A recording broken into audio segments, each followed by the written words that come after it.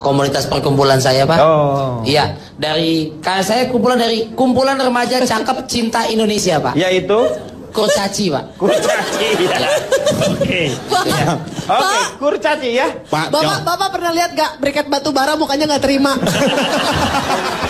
Ya, mungkin saya tanya pertama dulu sama Bang Akri ini. Kira-kira Anda yang setuju ya? Iya, saya setuju. Terima kasih sebelumnya. Terima kasih saudara-saudara yang dikasihi saudaranya. Iya, senjata itu berbagai macam. Seperti bunga juga bisa jadi senjata. Oh, bisa ya. Senjata untuk menyatakan cinta lewat bunga. Apalagi bunga deposito. Iya. Ya. Yang kedua, saya juga banyak mengoleksi beberapa senjata. Di samping ada senjata untuk membela diri dan tetangga. Tuh. Dan ngomong dari karapin bangku. Sekarang ngomong dari sana. Ya. Bagus saya mana? Ya itu ribet banget tarik sono kemari sono. Udah ntar geser aja kalau mau duduk. Lagi biasa tahlil megang bangku.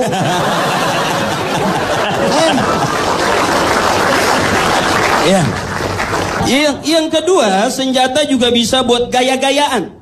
Ya, seperti umpamanya kalau lagi ngantri jalan, itu kita bisa tongolin senjata, biasanya takut. Atau kita lewat tongkrongan anak-anak ribut, biasanya kalau ada anak tawuran, itu kita semacam merasa seperti aparat gitu. Kita buang duar, itu pada lari, Pak. Lari, tapi balik lagi nanya itu pistol air bukan gitu maksudnya. Oke, saya ini mohon maaf, saya bicara agak panjang saudara. Mohon maaf ini karena ada berbagai macam senjata-senjata daerah yang saya juga termasuk mengkoleksinya. Di antaranya ini juga ada beberapa senjata yang saya koleksi. Ini juga untuk memberikan rasa aman dan nyaman. Ya. Ini disebutnya golok atau pedang ini? Ini semacam golok. Semacam golok juga sejenis pedang. Jadi apa dong namanya? Nggak jelas itu. Godang, Pak. Godang. Masing-masing udah dewasa lah, nggak usah banyak nanya lah. Ya, ini paham aja kalau di Cina. Hah? Ini pedang nikung, Pak. Kok nikung? Itu ujungnya naik ke atas. Ada belokannya. Ini kalau naruhnya di pinggang, Pak, nggak usah di depan ini. Iya. Berapa kali teman saya nyangkut ke belakang, sobek di sini makin panjang, Pak. Itu terus kalau di Cina buat sunatan massal, Pak. Loh, kok sunatan massal? Anak kecil kumpulin dia lari, Pak, bawa pedang. Yang namanya senpi itu memberikan inspirasi untuk seorang sesar. Kok sesar? Kok senpi? Ini kalau naruhnya di pinggang, Pak, nggak usah di depan ini. Iya. Berapa kali teman saya nyangkut ke belakang, sobek di sini makin panjang, Pak. Itu kalau di Cina buat sunatan massal, Pak. Loh, kok sunatan massal? Anak kecil kumpulin dia lari, Pak, bawa pedang. Silakan Desta. Menurut Desta sendiri Anda? Kalau menurut saya tadi bertele-tele ya. Dan itu sebetulnya kurang meyakinkan. Jadi kayak foto ya. Oke, first of all, I want to explain something that. Let's say gini, kalau misalnya kita. Apa sih ini? Ini apa ini? Untuk memahami. Itu tinggal puter aja kalau bertele-tele, Bapak bilang. Tele. Kamera. Gini, kalau menurut saya senjata api itu harusnya jangan boleh dong. Karena banyak yang memakai itu cuma untuk bergaya saja. Iya. Ingat kejadian waktu selebriti menembakkan pistol ke atas? Saya nggak sebut namanya lah. Sebut inisial PRT. Ya. Dia anggota Patrio, ada Parto, ada Akri, sama Eko. Pak Desta, saya tahu tuh PRT. Siapa? Pembantu rumah tangga. Dia menembakkan ke atas. Itu menurut saya jadinya sok jagoan, gaya-gayaan gitu. Kenapa? Iya, justru tidak membahayakan kan?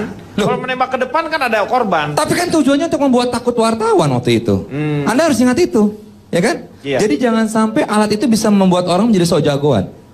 Saya tidak setuju dengan hal itu. Kalau menurut saya itu bukan sok jagoan. Apa? Penjahat dong. Kalau jagoan kan oleh orang, Pak ya? Iya. Ya saya setuju dengan itu. Loh gimana? Saya ganti lagi berarti. Saya emang agak labil, Pak, orangnya. Cuma kalau saya nggak setuju dengan itu. Dengan senjata karena banyak efek negatifnya. Iya itu dia. Contoh misalnya ada juga alasannya. Tapi banyak Pak yang namanya senpi itu memberikan inspirasi untuk seorang sesar. Kok sesar? Kok senpi? Sepi, Pak, sepi. Sepi, Pak. Sepi. Bukan senpi, sepi.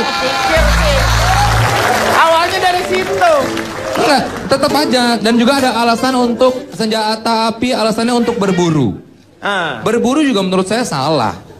Kok berburu salah sih? Loh, binatang-binatang itu diburu perasaannya gimana, Pak? Orang kalau udah dewasa berburu itu wajar. Kok wajar?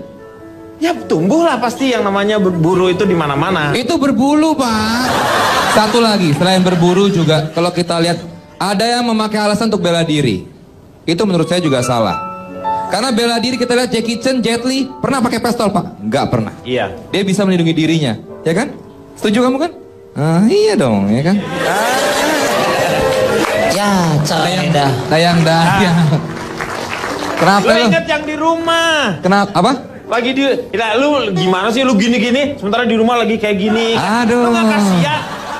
Ingat lu awal-awal ketemu sama orang, sama ketemu istrinya, begitu ketemu sama calon mertuanya, bilangnya, Kak Desko, bapaknya aja panggil kakak. Tua banget gue. Bukan Fitrop, Masiu itu mah. silakan Fitrop, gimana Oke, menurut Anda? saya mewakili para perempuan, Para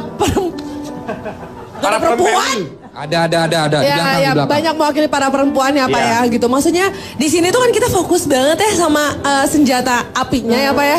Padahal sebenarnya kalau menurut aku pribadi, Bapak terima kasih warming pan-nya ya Pak. Kalau menurut aku pribadi yang lebih berbahaya tuh daripada senjata api tuh kayak senjata hati Pak. Karena kalau misalkan kita justru harus lihat orang bisa pakai senjata api itu untuk Membunuh. kayak jatuhnya kayak Apa sih? Ya jatuhnya tuh jadi kayak memfasilitasi seseorang untuk yang Berbuat. tadinya tidak berniat melakukan kejahatan tuh jadi jahat Pak Iya. gitu. Jadi daripada kita fokus sama senjata api atau senjata tajamnya, kita lihat, kita selidiki kira-kira maksud dan tujuan dari orang tersebut. Lebih baik kita mengenal orangnya secara personal daripada senjata yang dimilikinya Pak. Karena gini, nggak semua yang tajam, nggak semua yang mengandung api itu berbahaya. Kadang-kadang Pak, yang manis dan memabukkan itu jauh lebih berbahaya Pak. Lebih jahat ya. Jauh lebih jahat. Racun berarti. Kita bisa bercermin dari apa yang pernah terjadi pada seseorang yang pernah mengisi relung hati saya Pak. Sebut saja dia Rudi Pak. Ponakan saya ya. Iya, yang ponakan Bapak itu di episode waktu lalu. Iya. Begitu dia berhadapan dengan senjata api ataupun senjata tajam, dia mungkin bisa kehilangan sebagian harta bendanya.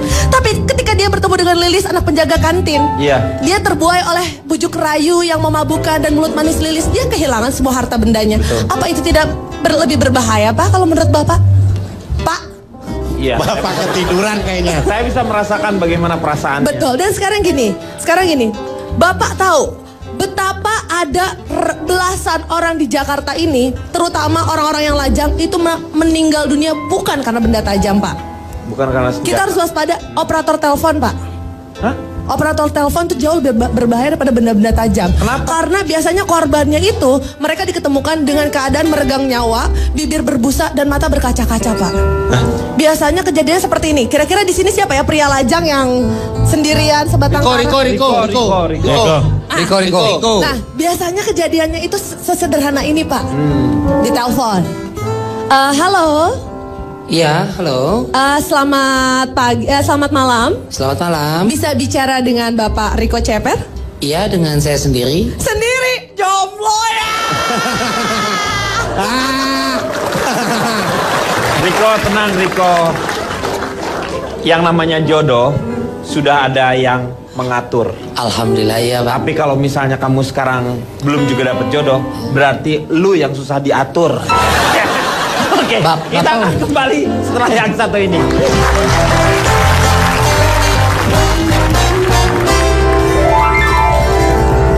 Ya, Pak. Ya. Saya mulai dengan pantun terlebih dahulu, Pak. Boleh.